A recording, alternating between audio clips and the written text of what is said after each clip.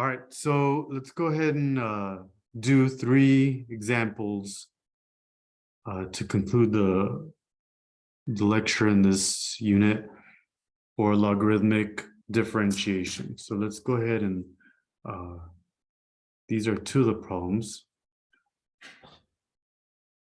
And let me go ahead and take them and put them in a paint folder where we can work. So let me go ahead and do that.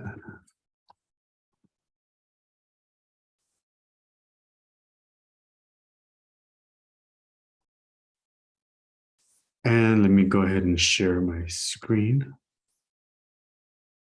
All right, so that's what we're working with. And so let me go ahead and copy it in my pen here.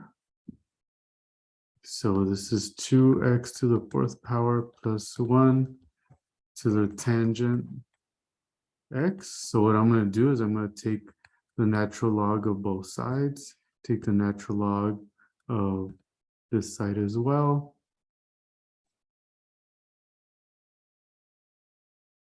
That allows me to bring the tangent over to the front and to utilize the rules that we know. So natural log of y is equal to tangent x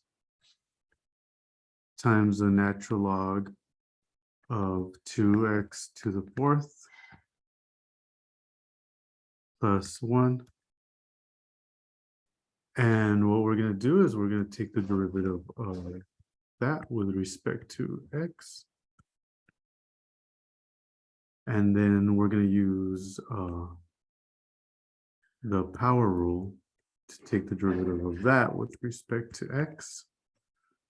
So on this side, we have a natural log of y, so it's 1 over y. But using the chain rule, it's going to be times dy dx. And over here, I take the derivative of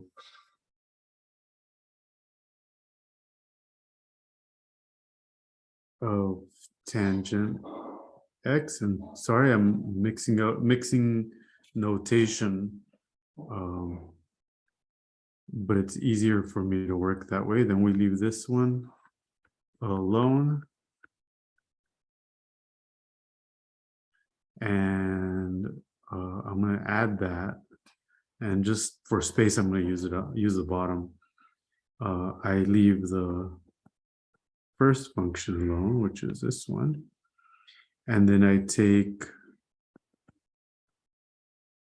the second function, which is a natural log of 2x to the 4th power plus 1, and I need the derivative of that. Okay, so starting, well, let's go ahead and copy 1 over y dy dx. That takes care of this. Now let me take care of this piece, but more specifically, let me focus on the derivative of the tangent, which is secant squared x, and leave the other piece alone.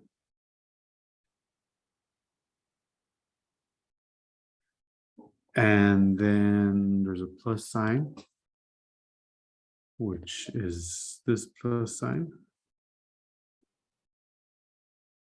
And then I'm going to leave tangent of x by itself alone. I'm not going to do anything to it. It's going to be plus tangent of x. We'll use parentheses for that. And then I need to take the derivative of this piece, which is going to be 1 over 2x to the 4th power plus 1 But using the chain rule, now I need the derivative of this, which is 8x cubed. All right, so the only thing I've left to do is to take both sides and multiply them by y. So then the y's are going to cancel. So I'm going to be left with, let's see if I can draw a line here to make it a little clearer. So dy dx is equal to y times secant squared x times the natural log of 2x plus 4 plus y times tangent of x times 8x cubed over 2x to the 4th power plus 1. And let me just verify everything. So what I actually have to do, one final step, is that we know what y is. Y is this expression.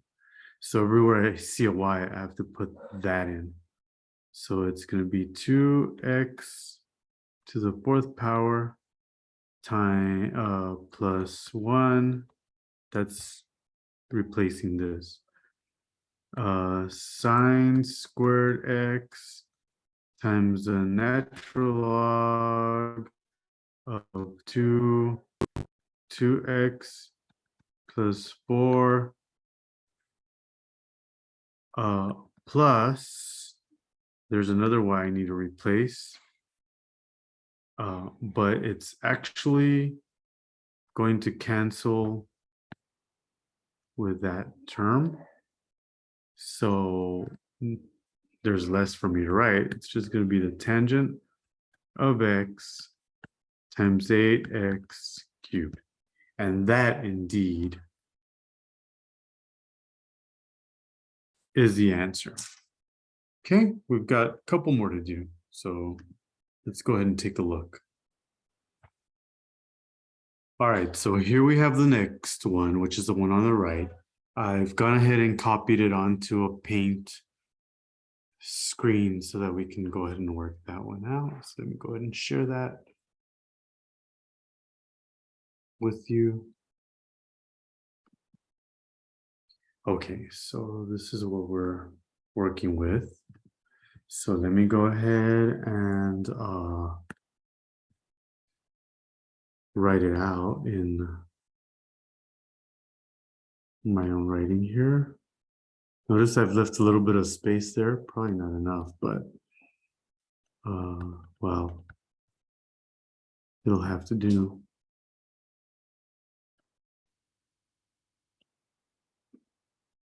So there's a ton going on there. And what we're going to do is we're going to take both sides and we're going to take the natural log of both sides. Okay. So now that I've done that, I can actually rewrite this as the natural log of x plus the natural log of well, it's 2x plus 1 to the 1/2 power. That would be what I can do with this. But for the sake of space, I'm going to go ahead and put this 1/2 out in the front because that's another property I can use. So might as well take care of it now. And then I've got two things that I'm gonna be subtracting, and I'm just mentally processing here just to make sure that they're both going to be minuses. So it's the natural log of e to the x minus the natural log of sine squared x, but this 2 functions the same way as the half on this side, so that can go out to the front. So I might as well put it there.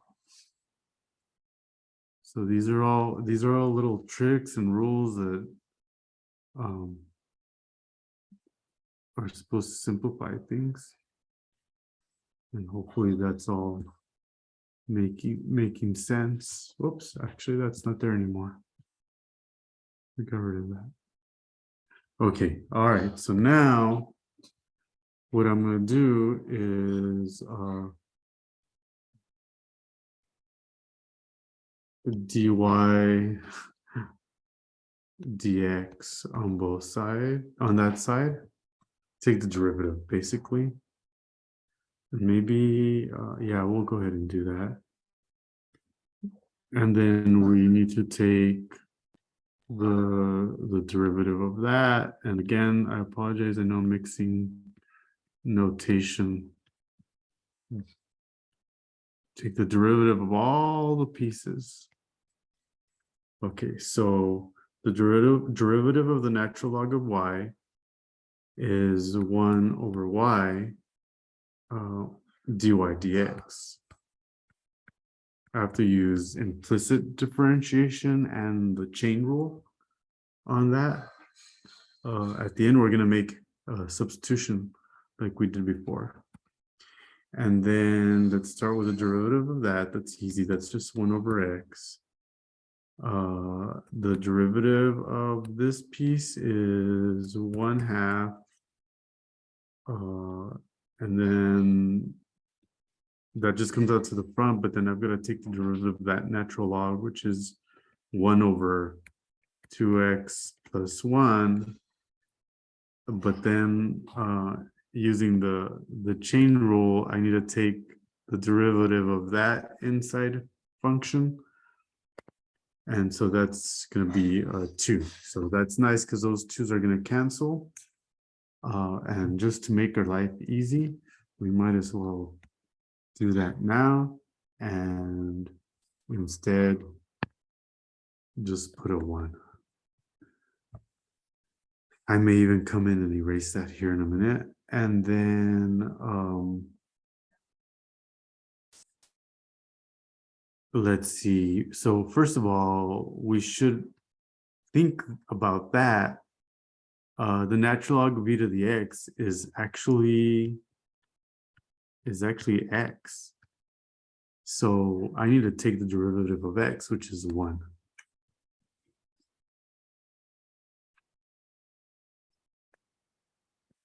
And then the derivative of the next, so we're done with this.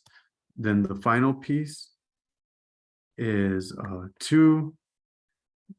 And then focus on that, which is sine of x. And the derivative of sine of x is cosine x, because we have to use the chain rule. Okay, so this is getting at least easier, cleaner to work with. Let's go ahead. Well, let's do one more step. Well, let's do it over here. So it's 1 over x, and then plus 1 over 2x plus 1 minus 1 minus 2, and cosine over sine is cotangent. All right, so I can ignore the middle, right? But what I want to do now, and that's I'm putting brackets around it just because I'm going to multiply by y, and then I'm going to multiply by y. I could put on this side, except notice that y is this. So so that's the piece that needs to go there. Of course, these can't, oops. These cancel. So, all right, I think we can wrap this up. That goes there, but y is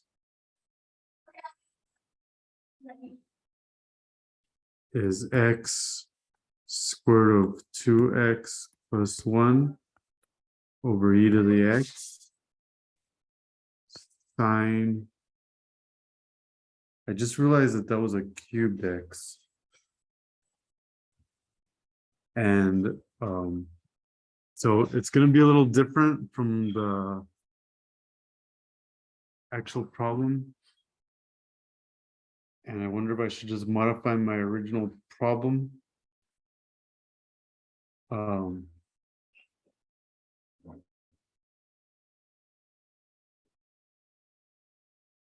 And so let me just pause here for a second to take a look at what I've done. So just to be consistent with the original problem, let's go ahead and fix that. It's a fairly easy fix. And honestly, that has to do with my eyesight. Because it looked like a square to me, but I'm realizing now that's a 3. So that's a 3. I guess I can write that a little neater. I don't think it's going to hurt anything we've done.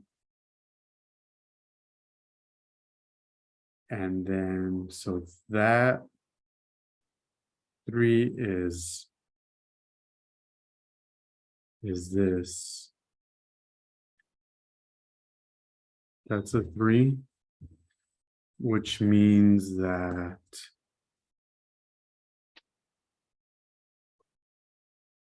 that's a 3. All right, so other than that, I think we're gonna be okay. I almost left out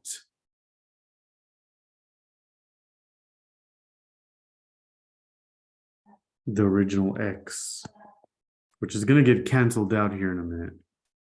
All right, and then when you, well, so it's this one, right?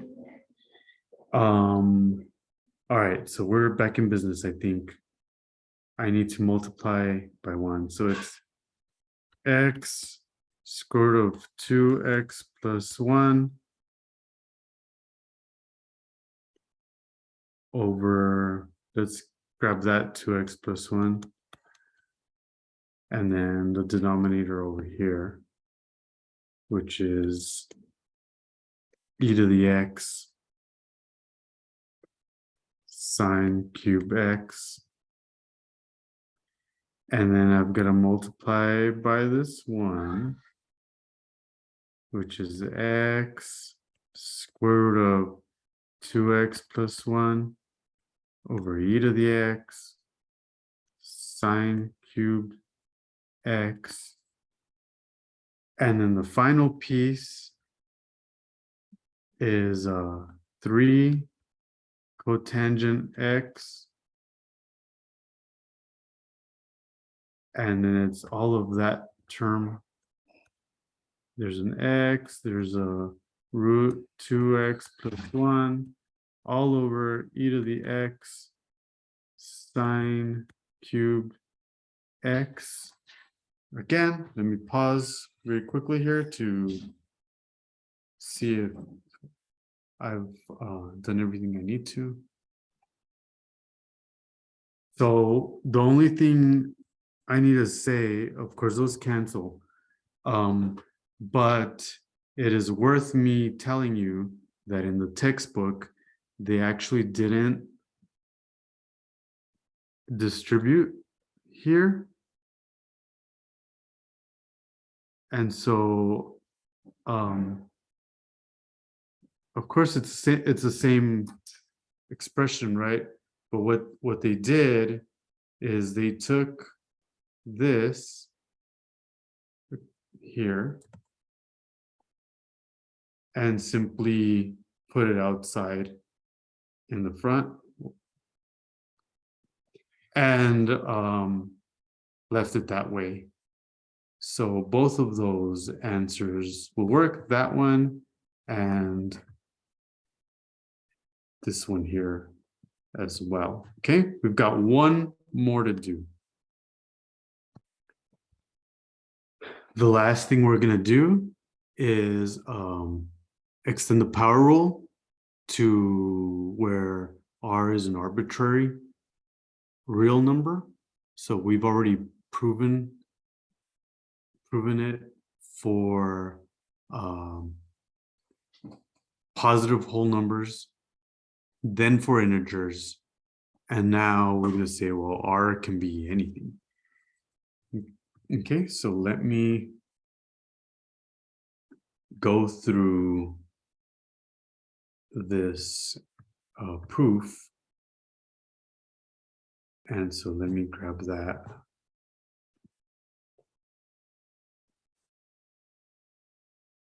And then we'll go ahead and wrap this up for this week.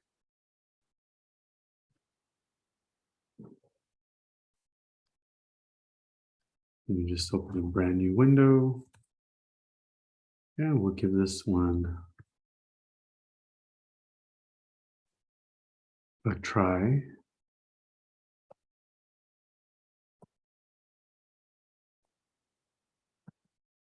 Okay. All right, let me go ahead and share my screen here. All right, so we're going to take our function, which is y, a little thicker on the pen, y is equal to x to the r. Take the natural log of both sides. That trick helps us in several ways, and this way we're going to bring the r to the front. So that's the natural log of y is equal to r times the natural log of x. Take an r there. Take the derivative of both sides, derivative with respect to x. The derivative on the left is 1 over y dy dx. So at some point we'll replace the y like we've done in the other ones. And then on the right side, we'll bring the r out and then take the derivative of the natural log of x, which is 1 over x. And multiply then both sides by y.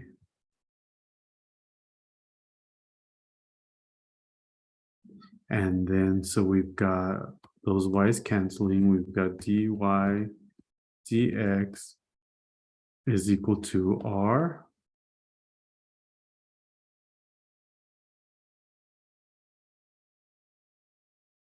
times 1 over x. Now, y is x to the r, right? So remembering the rules, we'll keep this r and we'll take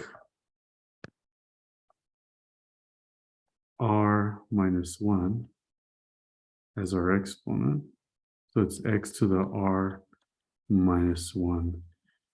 And that is what we were trying to prove, that it doesn't matter what r is, dy dx is r times x to the r minus 1. So now you know you can apply this when r is an element of the real. So r can be anything, right? Negative number, could be 0, it could be irrational, it could be a fraction,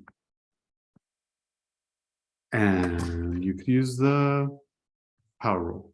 All right, so that does it for this week, and I look forward to seeing you next week.